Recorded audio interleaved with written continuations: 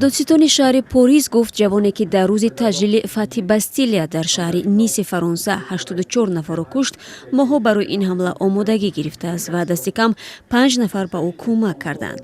فرانسوا مولان در این باره روز 21 ایول در یک نشست خبری در پایتخت فرانسه گفت: Les investigations menées depuis la nuit du 14 juillet dernier n'ont en fait cessé d'avancer. تحقیق که شب 14 ایول شروع شد پیشرفت میکند و با ما امکان داد ثابت کنیم که عمل مرگبار محمد بوهلیل پیشکی تحریزی شده است و ما معلوم کردیم که با او برای این عمل جنایتکارانه شریکانش کمک کردند. dans la préparation et la commission de son acte criminel.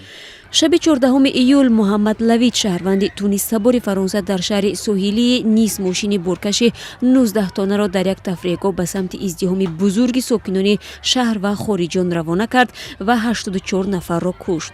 خود او را ماموران پلیس با ضرب تیر کشتند.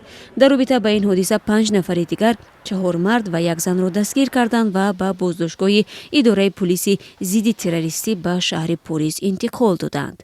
آنها تا زمان پایان تحقیقات و اعلان رسمی اتهام در اینجا نگه داشته می شوند.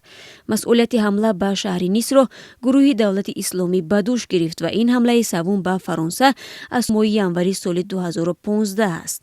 بعد حمله های تروریستی مرگبار در ماه نوامبر که 130 کشته بر جای گذاشتند در فرانسه وضع فوق‌العاده اعلان شد و تاکنون ادامه دارد.